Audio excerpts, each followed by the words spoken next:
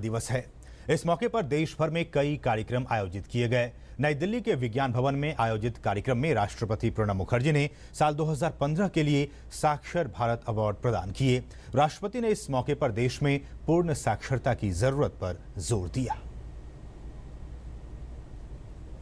साक्षरता की दिशा में उल्लेखनीय काम के लिए तमिलनाडु को वर्ष 2015 के साक्षर भारत अवार्ड से सम्मानित किया गया है। अंतर्राष्ट्रीय साक्षरता दिवस के मौके पर राष्ट्रपति प्रणब मुखर्जी ने तमिलनाडु के अलावा छत्तीसगढ़ के बस्तर, तमिलनाडु के धर्मपुरी और कर्नाटक के हावेरी जिलों और 5 ग्राम पंचायतों को भी साक्षर भारत अवार्ड से सम्मानित किया। राष्ट्रपति ने इस मौके पर देश में पूर्ण साक्षरता की जरूरत पर बल देते हुए कहा कि साक्षरता के बिना सशक्तिकरण संभव नहीं है। Without literacy, I am afraid total empowerment would not be possible. We cannot claim our rightful place in the Committee of Nations unless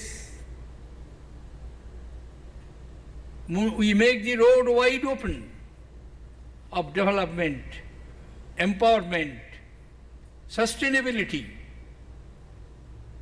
through education and literacy. राष्ट्रपति ने पुरुष और महिला साक्षरता दर में 16% के भारी अंतर पर चिंता जताते हुए कहा कि ये अंतर 10% से अधिक नहीं होना चाहिए। उन्होंने इस बात पर भी चिंता जताई कि साक्षरता के मामले में भारत अब भी कई विकासशील देशों से पीछे है। इस मौके पर केंद्रीय मानव संसाधन विकास मंत्री स्मृति ईरानी ने कहा कि सांसद आदर्श ग्राम योजना के तहत देश भर से चुने गए 410 गाँवों को मार्च 2016 तक पूर्ण रूप से साक्षर बनाने का लक्ष्य है। देश के सभी सांसदों से हमने लिखित निवेदन किया है कि जो आदर्श ग्राम वो चयनित करते हैं, उन आदर्श ग्रामों को कम से कम हम मार्च 2016 तक कंप्लीट 100% लिटरेट करें। ये मेरा विश्वास है कि देश के 410 जिले ऐसे हैं जिसमें आदर्श सांसद ग्राम योजना के तहत हम मार्च 2016 तक इस लक्ष्य को पूरा करने में सफल रहेंगे। आजादी के बाद से भारत ने साक्षरता की दिशा में अच्छी प्रगति की है।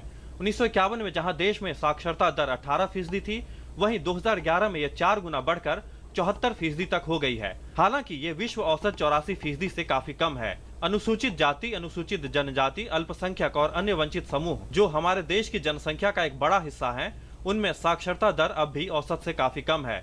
महिलाओं के साथ साथ इन समूहों को साक्षर बनाने पर भी विशेष ध्यान देने की जरूरत है ताकि राष्ट्रीय लक्ष्यों को हासिल करने की दिशा में हम तेजी से आगे बढ़ सकें। Nishant Saurabh, DD news, Delhi.